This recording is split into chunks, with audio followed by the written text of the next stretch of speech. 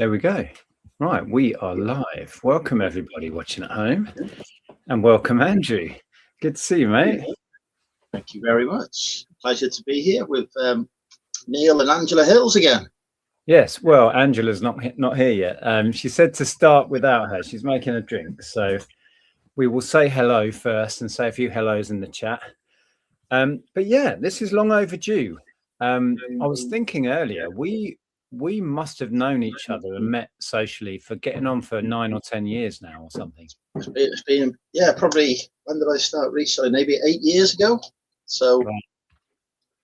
8 years, nearly a decade. That's crazy. Right. Here comes the boss. The boss. Oh. So, yeah, I will say some hellos in the chat whilst notifications go out. And then we're looking forward to having a chat with Andrew and finding out all about how you got to where you are now and what's going on in your world at the minute. So first in tonight was Will. Good evening. Yep, first in. We have Ian. Greetings. Hope you're both well. Yeah, we're good. Oh. Special guests tonight. Do you want to squeeze it a bit more? There we go. So yeah, if you are watching live, please dip into the chat. If you have questions for Andrew as we go, we'll try and monitor that. You're better at doing that, aren't you? You can keep an eye on the chat for us.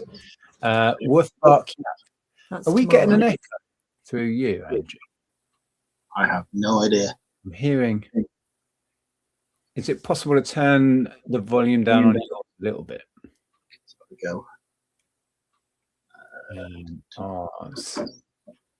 Let me turn that down here. No, that's not working. There we go. Greetings all. That's why I keep missing them. Surely it's only 2 days since the last one. Has it been a week for you? It feels like it. Well, I mean, a lot's happened, but the weeks do zoom by, don't they? They do indeed. Hi, Sharon. Good evening. Here we are, Sunday already. I know. Mind blown. Chris, welcome. And Debs. Secondhand and branded. That's a new name. Welcome. Hey, Paul. See Blaney. We'll say a few more hellos and then we'll crack on. That's Debs. What's Debs saying? Andrea absolutely adored the yellow piggy on your table. Oh, I think that's an elephant. Enjoyed watching that video earlier. Thank you, Debs. Yeah, you can call our elephant a pig if you like. It's fine. Yeah, lots of people coming to say hello. Hi, Sharon. Frey and Bentos. The legend has Frey Andy Bentos. Oh, I thought it said Frey and Bentos.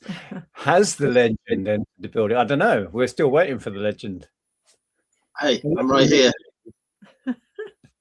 Maybe it's Barty that's the legend. Yeah.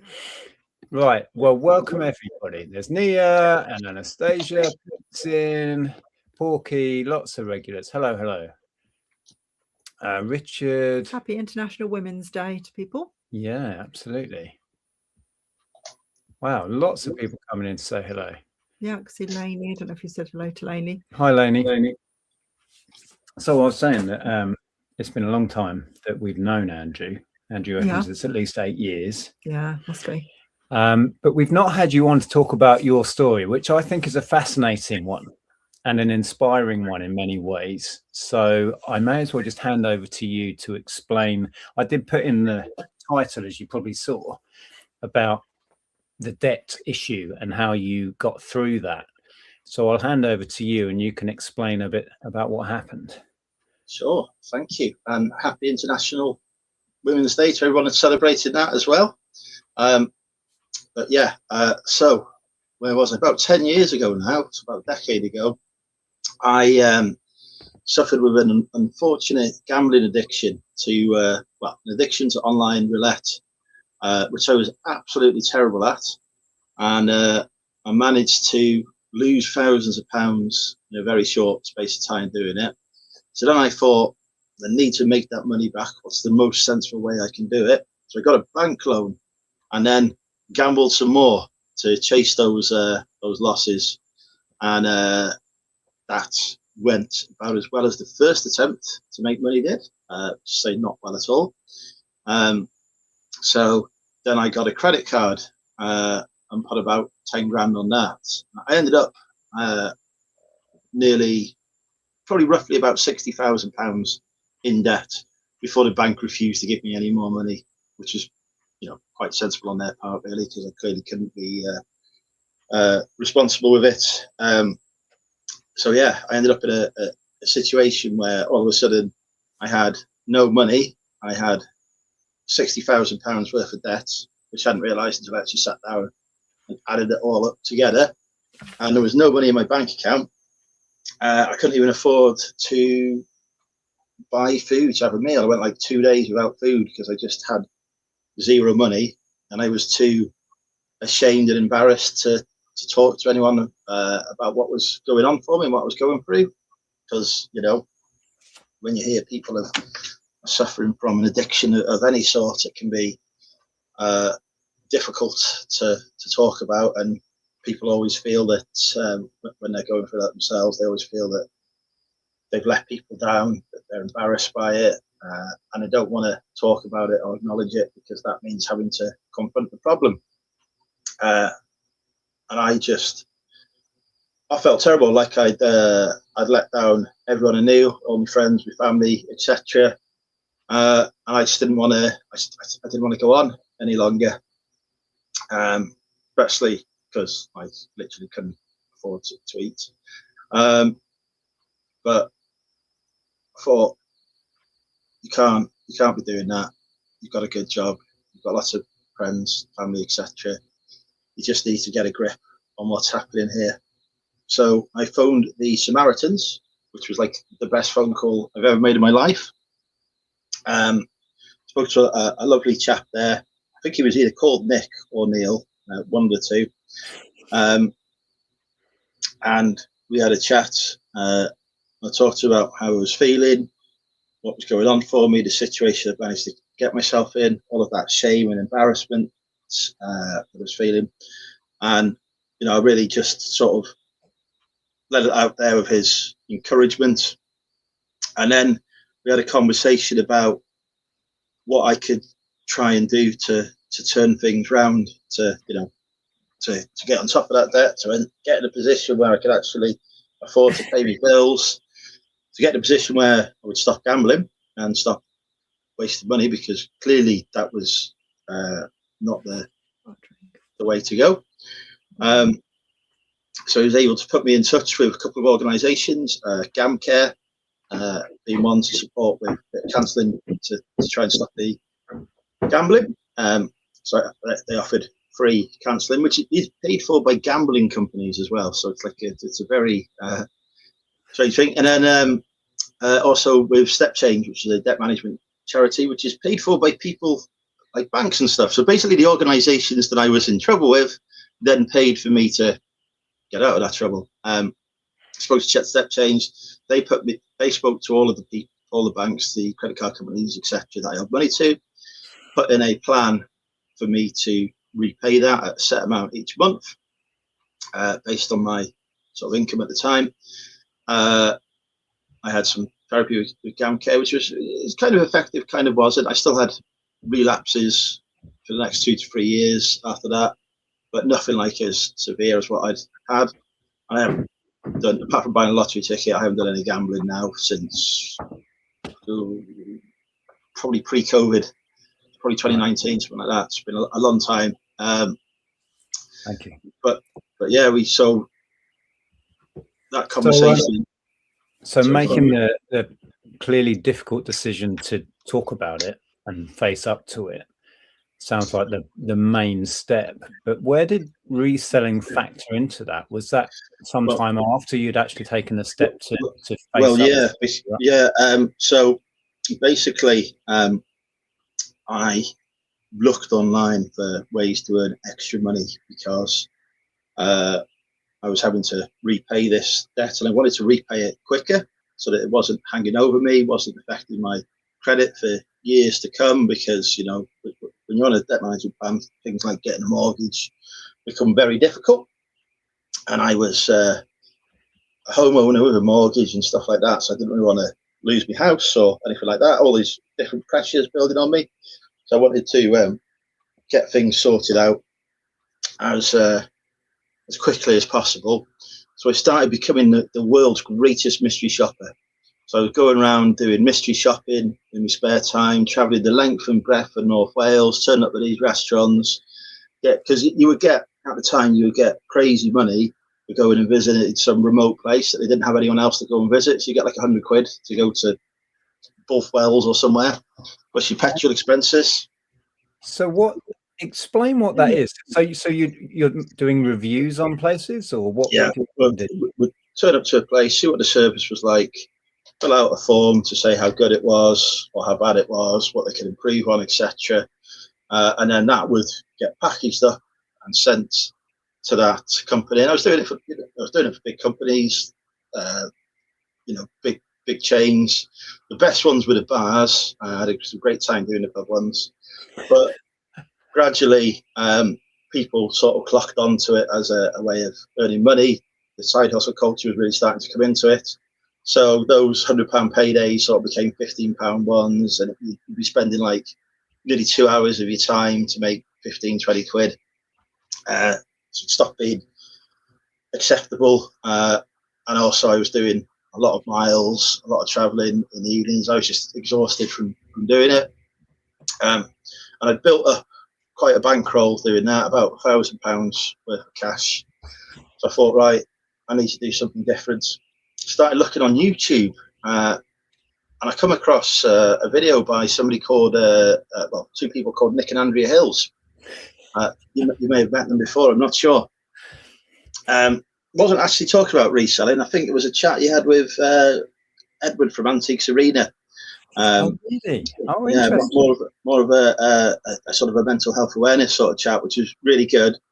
I really engaged with it, and then obviously YouTube then starts popping up more content, and I thought, this reselling looks really good. And I'd seen a little bit. I was a moderator of a website called The Money Shed at the time, and I'd seen people talking about reselling. I didn't really understand what it was. I had a brief career where I attempted to become a used car dealer by buying cars on eBay and then selling them at the side of the road, which went terribly. Nobody should ever do that, because I just lost money doing that. I'd always had that little bit of a, maybe if I did something different, I could make it work. So I watched 3 videos and thought, yes, I can do this. I'm going to become the greatest reseller ever, which obviously nobody can do that, but I thought it was something that can help me bring in some money. I've got a tenant in my house as well, by this stage now, that was paying me some rent money each month. So I had a little bit of extra money coming in each month that just covered the debt management plan. I may not have entirely told Step Change that this extra money was coming in, because I didn't want them to ramp up the payments that I was making to them. I wanted to be in a position where I still had money coming in to go out and do other things and live a life, which is very difficult to do when you've got that kind of debt hanging over you. But I knew, for me personally, I needed to do that. So the debt management payments were sorted, but I wanted to build up some money to get that debt cleared a lot quicker anyway, and then just turn around to Step Change and say, fantastic, it's all paid off, thank you very much. So I watched these videos doing research, and I thought, right, I'm going to do this. So I went down to local charity shops, put aside like a 250 quid budget, went down to local charity shops, spent about 20, 30 quid, bought some plushes and some computer games, because that seemed to be, with no knowledge whatsoever at the time, that seemed to be the things to buy to sell.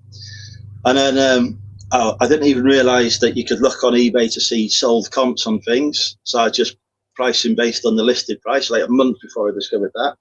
I was just putting stuff up there. I started a business account straight away as well, because I wanted to do things properly. Because I at the time, I've recently retired from a job as a government official, so I needed to have everything. I could never have any situation where I was bringing that into risk, because we'd already bought into enough risk by going a gambling addiction and getting into debt. So I didn't want to make that worse. And then eBay rather helpfully said, "Oh, it's a new account, can list 10 items." And so you obviously built up the trust. So I listed 10 items, and then like a day later, one of the computer games I'd listed sold for £10, and then a day later, one of the plushes I listed sold for £10, and they cost me like £1 each. So I thought, okay, this can work. Then I rung up eBay and begged them to increase my limit on my stores. And for some reason, I don't know why, but the person I spoke to took, because I hadn't actually managed to ship anything out yet, but the person I spoke to took compassion on me, and he gave me probably up to a 250 item limit or listing stuff. So I just bought a load more stuff, put it on, and it started selling. And then a month later, I suddenly discovered these solds where I could go and look to see what stuff actually sold for, and that just improved it. And I was suddenly making money, and then I was spending that money going out buying more stock, bought slightly too much stock. Now have 3 and a 4 shipping container to come full of it, but just kept on recycling it. And then after a few months of doing it, I was like, right, now it's in the position where I can start taking some money out of it. So I just started taking out a couple £100 here, a few £100 there, putting that all aside, and then using that money when it hits the level of one of my debts to just pay that debt off in full. And then they do a step change telling me off, because their process is you tell them when you've got a sum of money and they spread it across all of your debts. And I was like, no, that doesn't work for me. I want to pay off one debt at a time, and then the payments I give you each month will mean that they get spread out. Sort of more amounts go to each of the remaining debts. So whereas before each company might have had 20 quid, because I've now dropped a 10 grand debt, each company is now getting 50 quid instead. So it reduces the length of time it takes to pay it off. So they were very angry about me doing that, but you know, at the end of the day, I'd done it, and I did it again, and they got very angry. But I just carried on doing that because I thought, well, what are you going to do? You know, get very angry and then just tell all the other companies, oh, by the way, he can pay you more money. Yeah, and surely it's up to you how you pay it off, really. At the end of the day, I don't know. I wanted to ask, actually, when you started this, when you sat down and you set yourself this challenge, I'm going to pay this off way quicker than I have to, because they'd set up that plan for you. Did it feel like an impossible task, or was that actually really beneficial to set yourself a goal and work towards something? So at the start, it definitely felt like an impossible challenge, but because I was being driven by that shame and embarrassment, I hadn't told anyone at the time what was going on for me, etc. And I didn't want like it to impact my life, so people could, you know, I don't want to be in a situation where, oh, he sold his house. Why has he sold his house? Why is he living rented? That kind of stuff that could have happened. So I didn't want my lifestyle to change. So I knew I had to do it. And because I knew I had to do it, I just did it. Well, it's interesting. You talk about the shame associated with the gambling and the debt that you built up, because when I first got to know you, you were already being an advocate for talking about it, which seems so far from what you just described, and your shame, you wanted to kind of hide the fact that you were dealing with it even after the fact of being open about it. So at which point did that switch to wanting to actively talk about? So that it was a few months into starting to tackle it, where I completed my sessions with GamCare. And then I had a relapse, and I built up quite a few £100, and then I lost it all in one night. And I was like, we can't do this again. This needs to stop. So I decided to come out publicly, as it were. I wrote a Facebook post on my personal Facebook about it, about what was happening. Spoke to my family about it, said I've been going through this. It's all under control, but I've just had a relapse, and I've decided it's time to share with everyone, because that gave me that public accountability then as well. Yeah, exactly that. I think that's the word that sprung to mind, accountability. And I think it's so important. I use it with the YouTube channel to keep myself accountable to my issues with stock.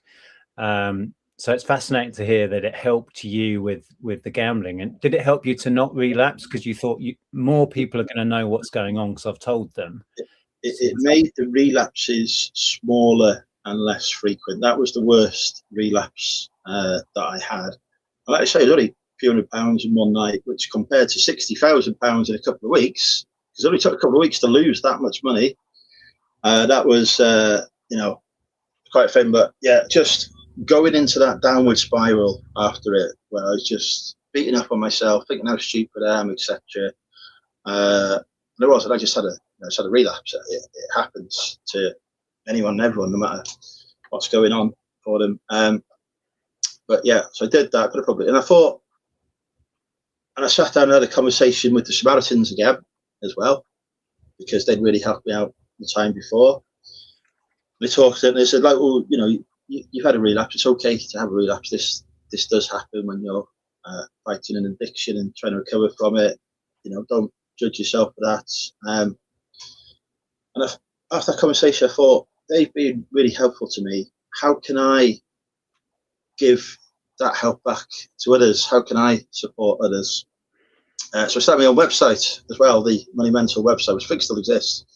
But I started blogging and writing down my story there and all the things I was doing to try and pay off my debts so that I could help others.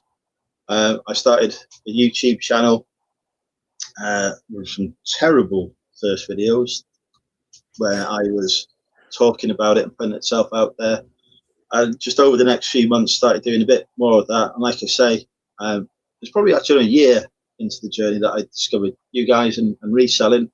And then I pivoted towards reselling being the way for me. And I met a fantastic community, some really great people, many of whom had been through similar experiences as well, that I was able to talk to and relate to. There's a lot of people I still speak to now that had similar struggles at the time, and they managed to overcome them through a different approach. So that really helped, having that community and finding people. And then I met a really great therapist as well, because after you can only have so many sessions with GamCare in a certain period of time, because there's only so much they can do for you ultimately, and there's only so much money they've got. Can't just constantly be spending hiring very expensive therapists for me. So I put some of the money I was earning towards a private therapist who a friend had recommended. Had a couple of sessions with her, and it's after like the third session, she turned around and says, "Have you ever been assessed for autism?" I was like, "No, why would I be?" So just a lot of what you're saying is demonstrating some autistic traits. So she put me in touch with another organisation. Well, initially she put me in touch with the NHS to try and get a diagnosis, and then they told me it'd be like 18-month to 2-year wait. So I looked to see if I could do it privately instead, which I could for exorbitant sum of money. So then I got an assessment done, which was a bit of a lengthy process, questionnaires and all sorts. Then going to meet someone face to face, which was quite challenging at the time, so suffering quite a lot of anxiety. We go through and talk about them. And literally, a 10-15 minute conversation with them, and they say, "Oh yes, you've got what was known at the time, it isn't anymore, as Asperger's syndrome." You demonstrate the criteria of that. So they got official diagnosis, that went to the doctors, etc. But that explains so much about all of my life up to that point, and like that obsession I'd had with gambling, it cost me so much, and some other issues I had in the past as well, and was still experiencing, made a really big difference to me. And all just because I'd invested in this private therapist rather than going through the more generic ones. She was more of a specialist in stuff I was going through, and that really helped. And I still continue to see her for several years afterwards. I haven't for a couple of years now because I'm just not in a place where I need to anymore. But that really helped. And then I got that diagnosis, and that was another thing that just explained who I was and a lot of what had gone on for the past for me, and a lot of why my behaviours. I struggle with social situations, being inappropriate, boundaries, all these kind of things that the people with autism struggle with. and it was hard for the first 6 months when I got that diagnosis, because I didn't really understand it or what it meant. It took me time to wrap my head around it. I'd had this constant battle for like the past 30 odd years of my life of trying to be normal and trying to fit in. And I always thought it was just some secret that I was missing. Yeah. And I could just, if I could find out what that was, everything would be fine. But that's not true. It's just not how life is. But now it's had an explanation for who I am that made sense to me. And then I just stopped caring after that about wanting to fit in and be something that I wasn't, and just became more of myself. Yeah. I just wanted to say it's been fascinating for the past sort of decade that we've been a part of this community. The amount of people we've got to know in this community that are neurodivergent in some form or another is phenomenally large percentage of the people in the reselling community. I don't know how that works, but it is fascinating to know. While we get a chance, we did highlight a few comments. Let's read some of those out while we break for a sec. Where I live, I go to an Andy's Man Club. Someone else has mentioned that to me. Well, Lainey raised money for Andy's Man Club. Ah, right. They're good when it comes to mental health. Steve was saying, I think you highlighted Steve before. Hi, Steve. You really did amazing, mate. Not just the reselling, but coming back mentally from all of that too. Awesome job. Lots of people showing support. Several people saying that they've heard your story and it's always inspirational. Let's see if we can get down to the end. Yeah, I think what Sharon this said one today, I was going to highlight that. Yeah. Go on. Do you want to read that one? Yeah, Sharon says, Andrea, I must admit, listening to your story brought a tear to my eye, but then hearing that you chose to talk about it and help others made me smile. Well done. Inspirational. Thank you. It was never my intention to try and inspire others, but more to show that you can have these challenges and face them no matter what's going on. And actually the best way of getting through it is just simply to talk about it. Like if I hadn't had that conversation with the Samaritans, which I don't know where the idea come from to speak to them, but it just came into my head, like there's an organization out there that literally exists for the circumstances I'm in, let's give them a try. If I hadn't done that, well, I don't know where I'd have been or what would have happened to me, but I did. I took that step to talk about it, and that was literally life-changing for me. Yeah, it's huge. That first step to literally ask for help is something in my life I've struggled with asking for help. And I think it's not just a man thing, but I think men sometimes struggle with it more, showing that we're vulnerable and we're not coping. It's not easy to just admit that to yourself, let alone openly admit it to others. So no, for sure. That's the first difficult step, I would imagine. Yeah. Peter Ray says, I totally understand that Andrea is having Asperger's myself. Yeah. Yeah. Tamara talking about how a lot of resellers are neurodivergent, etc. It's the autonomy. We can just do our thing our way. Yeah. Absolutely. Yeah, there's elements of I always talk about it with the element of control. I needed to take back control of my life after, certain things I went through in my 20s, and then never being satisfied in a job, never fitting in, which you mentioned. It's that old thing. Why am I different? What's going on? Not dealing with working for a boss, someone telling you what to do. All of those things feed into us all in different ways. Yeah. Finds and Flips says, Andrew, you are some man. It takes some courage to come out and speak your story. Good on you. Thank you, Kenny. C. Blaney says, well done, Andrew. I'm so glad getting your diagnosis has freed you. Sorry, words are crap for me today. I'm the same. Getting diagnosed means I care so much less and I'm much kinder to myself. Isn't that amazing? I think that's right. It was. Ultimately, it took a while to adjust, but it was a freeing experience. I think that's the perfect word. Yeah. And Leslie says, I really admire Andrew, so disciplined, gets the work done and has built an impressive reselling business. So let's talk a bit about how are you fitting that? You mentioned before, so you had a government job that this whole time you've been reselling up until recently. So how were you fitting it in, and were you disciplined time-wise? Yeah. How did it work? So that job developed a lot over those years as well, because I ended up by the time COVID hit, I ended up working accidentally in crisis management responses and spent the last 6 years working in them. So the work pressure got really immense, especially last year or so with everything that's been going on in the world. But yeah, work pre-2020, pre-COVID was 9 till 5. So I don't have any kids or anything like that. No dependents. So I had plenty of free time, which I think is why I started doing that gambling in the first place anyway, to try and fill that and keep my brain busy, because my brain always likes to keep active and keep busy. Reselling was able to fill those gaps. So I would finish work. I would do listing and packing in the evenings. I would do my sourcing at the weekends. Over the last few years, I got very lucky where I was able to build some really good contacts as a result of being quite active in the community.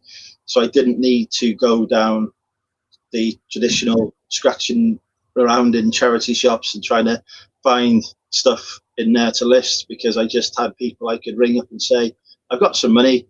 Have you got some stock you want to get moved on? If you have, I'll take it. Which then led me into a slight overbuying position, because I was always getting offered such great deals that I ended up with huge amounts of stock. But sourcing didn't take huge amounts of time. The stuff that took the time was the listing and the shipping, and I was able to do those on the evening. Weekends would usually be slightly hungover, so do a bit less at the weekends other than going to pick up stuff if needed. But yeah, that was just having that free time, having that need to be kept busy anyway, and then being able to do that. It changed in 2020 when COVID hit, because I was working 16, 17, 18-hour days. So for most of 2020, most of the first part of 2020, I think, the reselling just effectively stopped. But I was doing so much overtime in work anyway, I didn't need the extra income, because I was just literally getting overtime chucked at me in work for helping deal with the situation. And then we sort of came out the first lockdowns and things started to quiet down a bit. So I thought it'd be a great idea to really get back into the reselling, and got myself this fantastic office to work from, which was great. I had this 1,000 square foot office. I could put all my stuff in it, and I could do because the day job was based at the end of a laptop, I could do that in the day from the office, and I could literally flip into work, reselling, and do the reselling in the evening, and then I could go home at sort of 10 o'clock and keep on. And I kept on building the business then, and that was going great guns.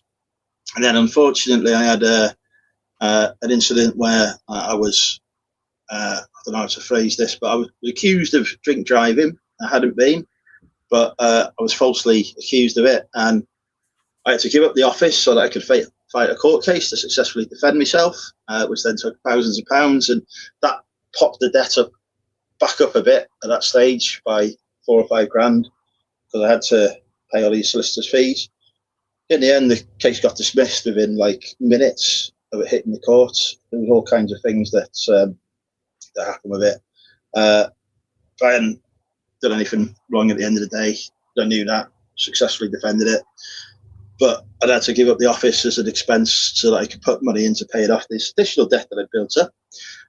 And then I got a smaller place that was amazing. I had a great landlord there, a unit that was like a 15-minute drive from the house, but wasn't big enough for me to do listing and storage from, so I just stored my stock there.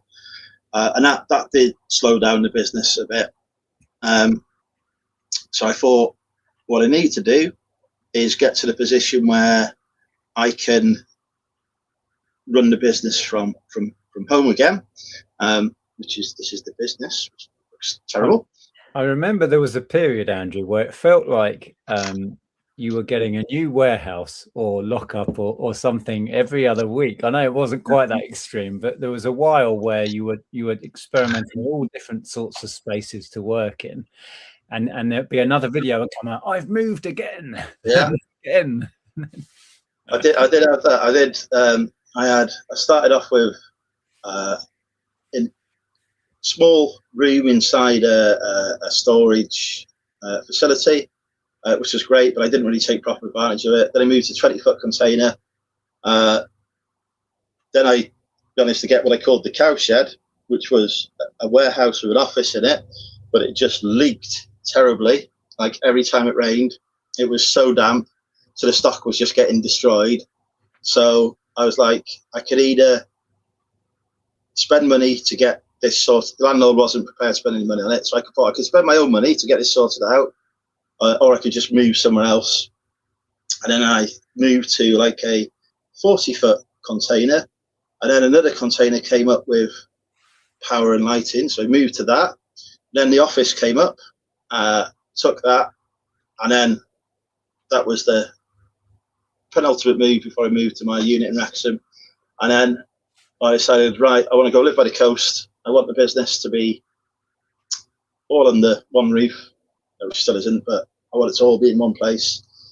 So I bought this house that I'm in now, which had some outbuildings, but it needed work. And I rented a warehouse, thinking naively, I'll just have this for a few months while I get the house refurbished and sorted out. I'm still getting the house refurbished and sorted out a year and a half later, but I have given up the warehouse and moved. Now got 4 shipping containers instead, which is considerably cheaper. And built an outbuilding, a log cabin in the back as well that was sort of paid for from the reselling. I'd say profits, but there are no profits once you built a log cabin. And so all the listed stock is now at my secret undisclosed home location. And then just unlisted in shipping containers, and I've stopped buying stuff, and I'm just actually trying to list the stuff I've already got. Oh, stopped buying, I heard then. Right, Andrea, you highlighted this comment. Let's read a few more comments. So Flipping Wares says, amazing to hear your story. It's close to ours. Nick and I work full-time teens and are with Step Change to help with our debts. Got into reselling to help speed that up and fell in love with that. Interesting. And Sandra Parker says, hi Andrew, brilliant story and well done. Can I ask you if you do all your own listing and you're packing yourself? Kind of. So all the shipping I do myself. The listing, I have an AI tool that does it. So my listing process now is really, really quick. So it's like 20% me, 80% AI doing it, which has been a recent development, and one of the things that has encouraged me to go full time actually, because I can list so much more stuff now, so much quicker. I've spent years absolutely hating listing, and I don't hate it anymore. It's actually the easiest part of the process. William Witten there says, we've had people conquering addiction, drugs, alcohol, etc., and they're doing well for themselves. If you can, and Andy's Man Club near you, they may benefit from Andrew's story. And someone else saying there, Will, have you ever considered doing talks in schools or universities? So it's funny you mentioned that. I have given some talks to local groups before when I lived in Wrexham. Not so much here where I've moved to, because at the minute I'm trying to build the business up, but I have over the last few years done that. And I have also I work with the Samaritans in terms of I've shared my story, and they published that, and they share that with people as well as an example.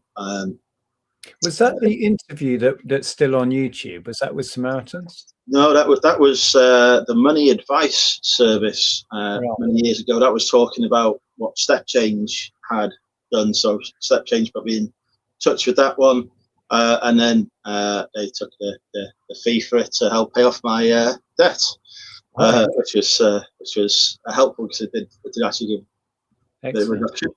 But yeah, that was. But that video, the Samaritan saw that, and so they invited me to work with him. So every so often they do a leaflet drop, or they put an article up on the website, or they have something in the national press, and my story will be part of that, which is great. Because what I didn't want to do, there's a couple of media companies got in touch to say, "Oh, your story's really good. We can give you some money to share it if you want." And I was like, "Well, no, actually, I don't want to do that. I want it to be something that benefits others without me necessarily having to take benefit from it, because I've already had the benefit from it as far as I'm concerned." So when the Samaritans approached me, that was like, yes, that's fantastic.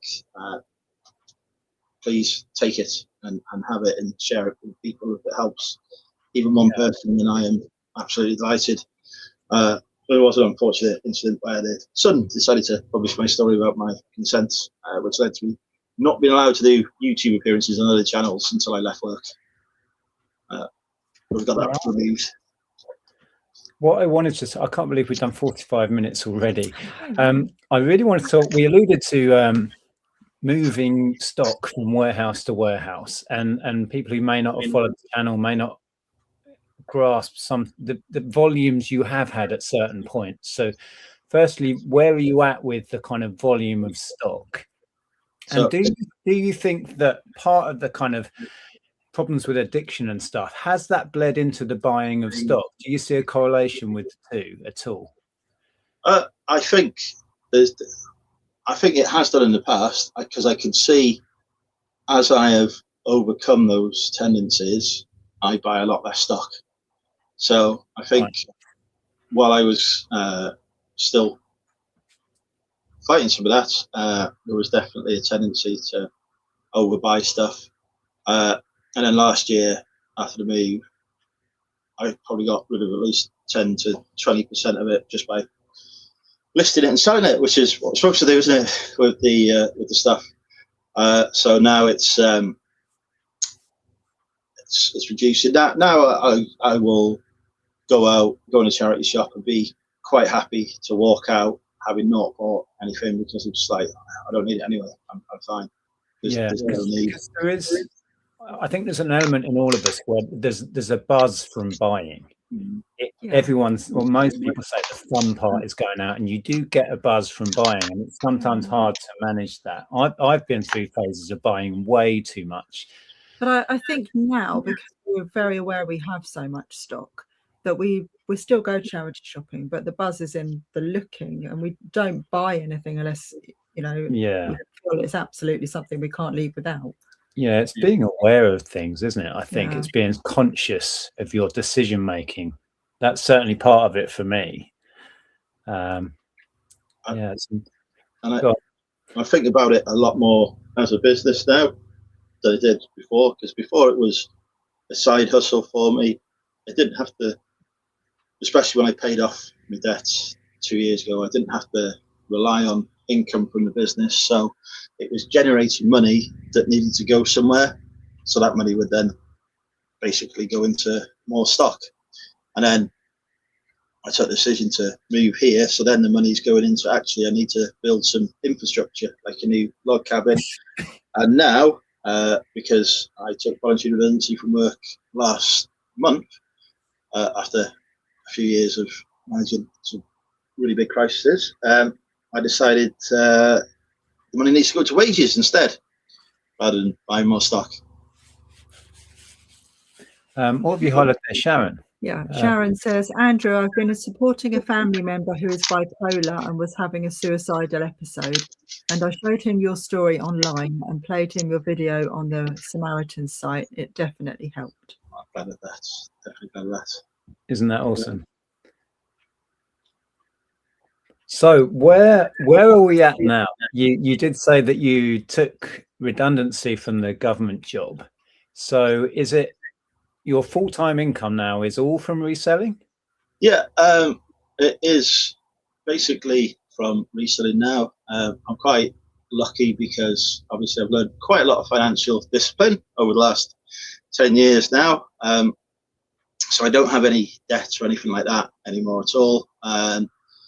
Everything is sort of paid for. The only thing I've got is the mortgage on the house. So and I am reducing that as well. So the money I need is less than it's been for a long time.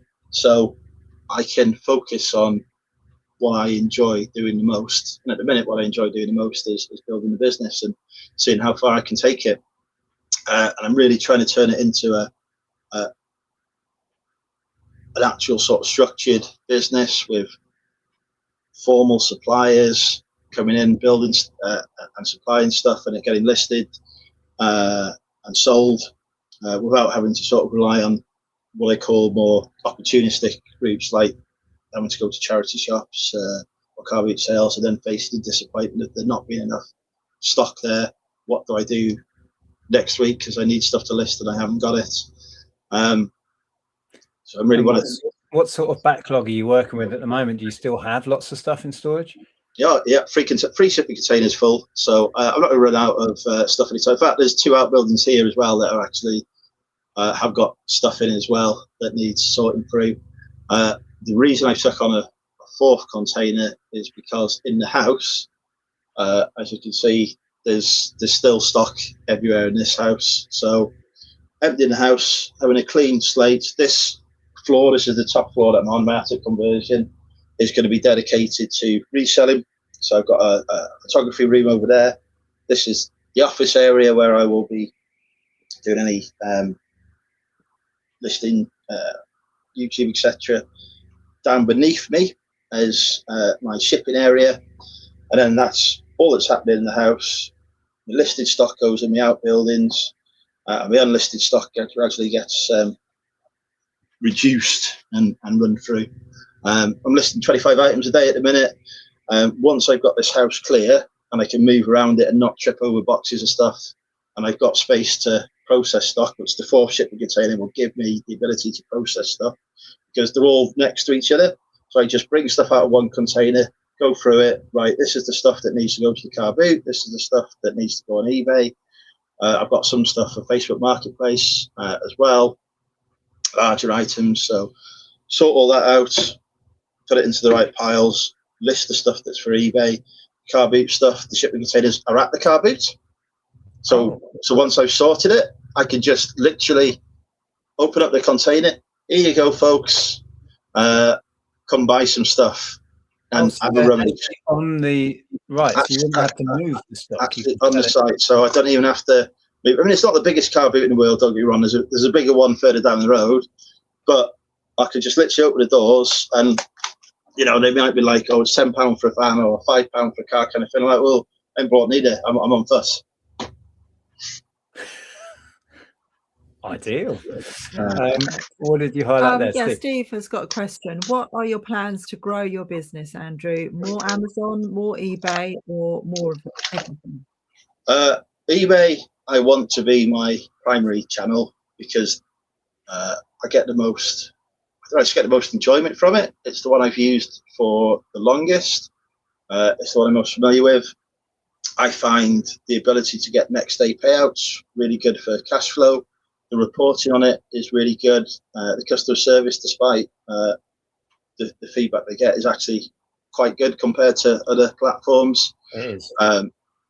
I've got contacts in eBay World. Is there an issue I can reach out to as well? So I want that to be my primary platform. I do sell on Amazon, Vinted, and Depop as well. Depop, I'm really excited about eBay taking over and seeing what they can do with it, because there's a lot of issues on Depop at a minute. You can only upload a maximum of 8 photos. It used to be 4, and I usually take 12 photos of items. So my stuff doesn't sell as well on it as it could, because there isn't the full array of visibility. So eBay will say, well, this is ridiculous, put more photos on, because allow you to put more photos on. And the app is terrible, despite what people think. But I do sell stuff on Depop every week, so I'm hoping that will expand. Vinted at the minute is doing really well for me. I tend to have days where I sell more on Vinted than I do on eBay, and I just cross-listing the stuff from eBay onto it. But I hate Vinted, if I'm honest, because I hate the customer support. Is terrible for buyers and sellers. I've got an issue at the minute today where a guy hasn't had an item turned up, so he's clicked the "I have an issue" button on it because he's not had an item turned up, so that's what he thought he should do. And I sort of explained to him, I said, "Oh, what you've done there is you've said that there's a problem with the item, but you haven't got the item. You needed to wait, and Vinted would have sorted that out for you automatically when it reached the point in time, like 35 or 45 days, whatever it is."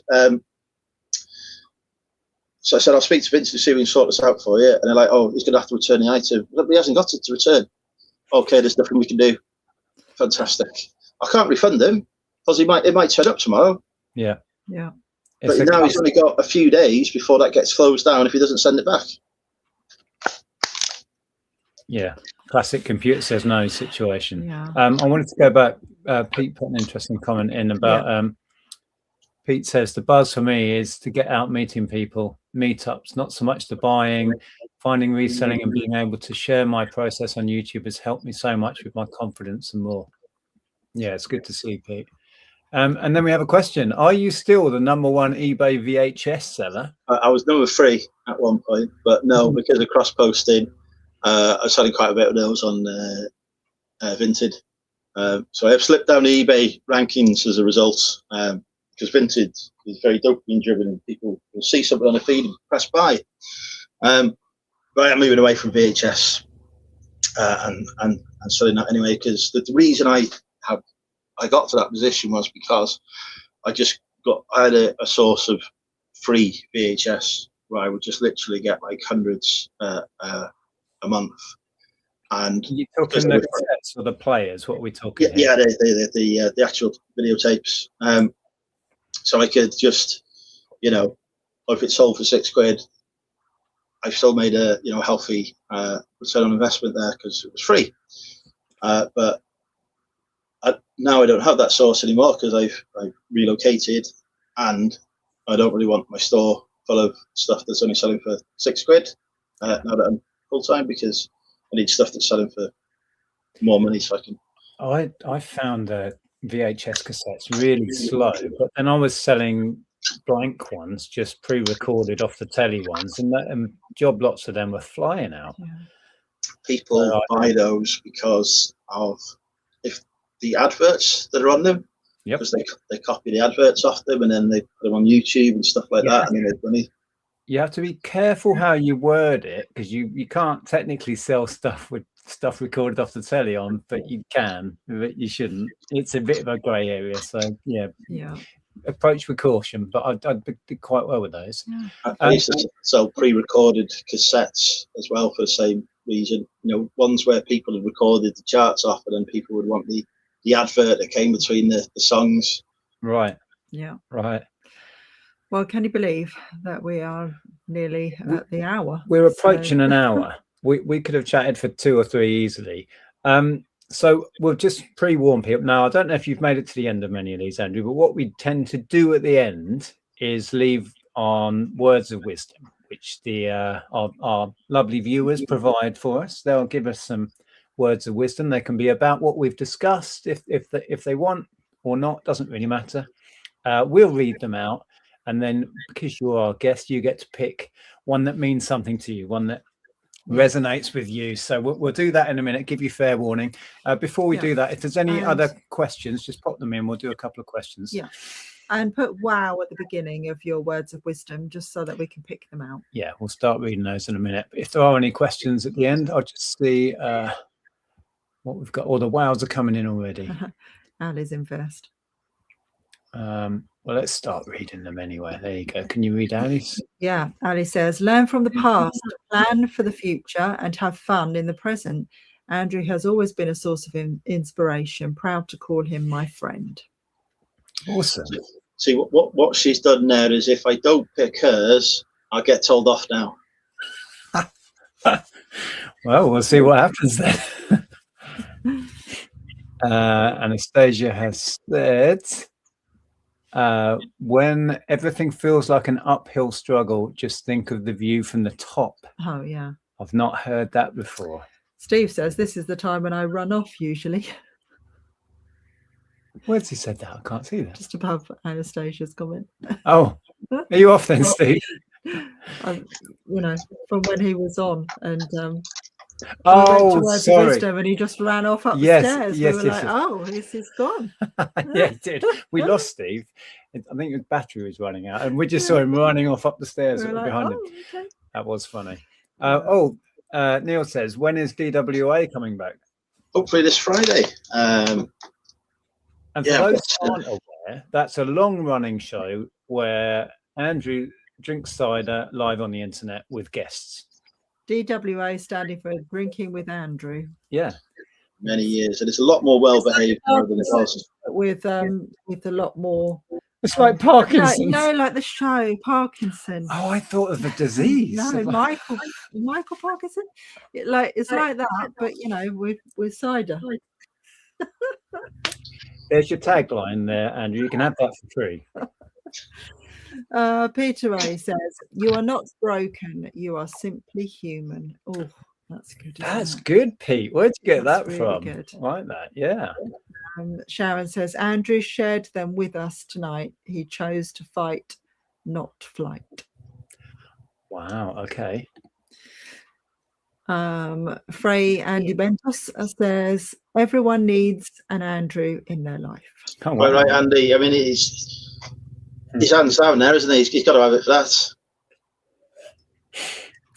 that. Tara says, "What happens in Hitchin stays in Hitchin." Ah. So that's a Tom the English picker. He's sharing videos with me left, right, and centre. Plenty has happened in Hitchin over the years, Yes. but we don't have meetups there anymore. So no, you'll have to come to the next Ramsgate one. Definitely. Will says, "Dirty water doesn't stop plants from thriving." Okay, that's a different one. Yeah. Interesting. I'll have to think about that. Yeah. Chris says, "For those that don't know, Andrew sometimes goes live on Fridays 8:30. Sub to the old boy." Sub to the old boy. Well, I have put the link to Andrew's channel, so it is below this video. Yeah. And Flipping Ware says, "If you can't fly, then run. If you can't run, then walk. If you can't walk, then crawl. Whatever you do, you have to keep moving forwards." Yeah. Yeah, can't argue with it. And William says, "Learn from your mistakes and help others to work through." Nice. Scum Deluxe says, "People will forget what you said, but they will never forget how you made them feel." I like that a lot. Somebody said that to me years ago, and that really resonated. It's so true. Yeah. Yeah. Ross, he's always got a good long one here. Just because someone, because I always read them wrong, just because someone stumbles and loses their path doesn't mean they're lost forever. Professor X from X-Men Days of Future Past. Andrew, you're an inspiration and glad to call you my friend. Thank you. Thank you, Ross. I read that okay this week. You managed to read. I did. You've got your glasses on. I've always got my glasses on. Doesn't help usually. I'll read Porky's actually. Sometimes when you're in a dark place, you think you've been buried. You've actually been planted. Ooh. That's good. That hit me in the feels. Hit you in the feels. Wow. Hey, Stu. Someone from the Samaritans will often offer the top of their arm and a pack of coloured pencils stitched the shoulder to crayon. Is he all right? I don't think we can pick Mr. Mandry's words, unfortunately. But thank you, Steve, for the effort as always. Oh, see, Blaney wants to know what your dog's name is. This is Barty. It's going to be 8 next month. Oh, lovely. Flipping Ware says the best way out is always through. Yes, we've been talking about that recently, haven't we? Yeah. Andrew Milburn says, "Andrew is an inspiration always, makes me smile, and meeting him in person at the Birmingham meetup was motivation to go in my power chair. Thank you." There you go. See, you're inspiring people up and down the nation. Emily says reselling isn't for the colorblind. That is because Emily doesn't know the difference between purple and blue. Right. Okay. It's an in-joke. There's lots coming in tonight. Yeah, Christopher says, "If a task is performed with love, there is instant success. Nice. And Will says, means having something negative in your past doesn't mean it has to dictate your future. Couldn't agree more. Right. Are we at the end? There's one there. Money Mentor UK moves different. Quiet grind, clear vision, no noise. Stay solid, stay sharp, stay evolving. Right. Okay. Emily says, find your people who you can support and who support you in return. People who clap for you in public and behind closed doors. I like that one. Yeah. That is good. Right. We've got one more here. From William. Try to stick with people you trust to support you, as the only thing with an addiction is it's easy to slip back. So do what you can to keep positive in current situations. Yeah. Right. Was there anything particular in there, Andrew, that you'd I liked Emily's about finding your people, because that ties in with what I was saying earlier about doing that. So I think that those were the words that I would pick today. Me and Emily both in the reseller group together. So yeah, that was where I first met her. So yeah, I agree with that. Yeah. Surround yourself with people that pop you up, for sure, that understand you and get you as well. It's so important. Yeah. We met up with our friends Tom and Terry just the other day, and we discussed that exact thing. Yeah. You know, spending time with people who don't understand you or make you feel good about yourself, it's a waste of your time. Just find your people. Yeah. Well, we are way past the hour now. Thank you, Andrea. I do appreciate that. Always a pleasure. Yeah, we'll do it again sometime. We are doing these every 2 weeks now, if you weren't aware at home. The plan is to get Tom on next week. Tom, not next week, week after. Yeah, next time we have a guest on. Tom, the English picker. Haven't had him on for years. Let's hope long time. We can do that day. Tom is starting a process to downsize his hoard of stuff. So that'll be an interesting chat, hopefully. I did, as I said before, I put the link to Andrew's YouTube down below. Please go and subscribe. There are regular Drinking with Andrews most weeks, so that is coming back. Yeah. That will be back. We'll try and be well behaved on it, but I am no longer a government employee, so I'm slightly less restrictions than I've had in the past. Right, all bets are off then. Excellent. Well, thank you everybody at home for all of your comments and questions and words of wisdom. We'll be back next week, just the two of us. Yeah. And then hopefully Tom will be on the week after. All right. Cheers, Andrew. Enjoy the rest of your evening. Thank you, everybody, for your kind words as well. Take care, everyone. Having me on, and Barty. Enjoy that. See you later.